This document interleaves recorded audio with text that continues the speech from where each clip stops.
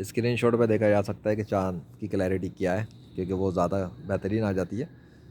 अब ये last moments of moon, थोड़ी देर के बाद यहाँ से भी चाँद गया।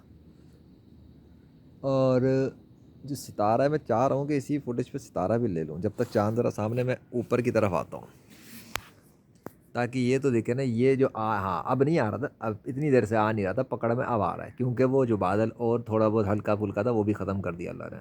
अब ये जूम के बगैर भी दिख रहा है और जूम आने पर और ब्राइट। तो ये है आसमान की कंडीशन, अब समझ में आ गई। प्रूफ, हर चीज़ दिखानी बतानी पड़ती है समझाने के लिए कि इत्तेफाक से नहीं हो रहा कुछ भी।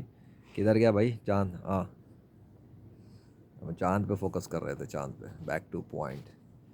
इसके बाद पानी वाली जगह भी दिखा दूंगा। मैं नहीं चाहता कि लास्ट मोमेंट पे ये हो कि मैंने चाँद नहीं दिखाया था किसी को।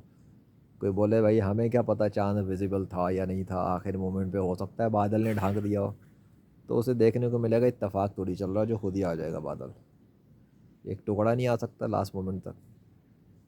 जो थे वो जो हट गए वो ख़त्म हो गए। पता नहीं लग रहा कि कोई क्रिएटर है जिसने क्रिएट किया था और डिज़ोल्व कर दिया।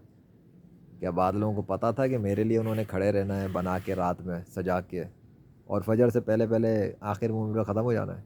ये चाँद जा नहीं रहा, हद होती है, क्या हो गया चाँद को?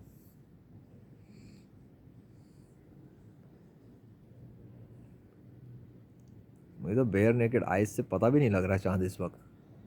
बस कैमरे पे वो हल्की फुल्की झलक सी दिख रही है, वो रही ये सामने। 10x करो इसको पूरा, अंधेरा करता हूँ। लो कुछ पता ही नहीं लग रहा। भाई अल्लो, 2 मिनट पूरे हो, मैं स्टॉप करके फ़ोटो में देखता हूँ कितना है।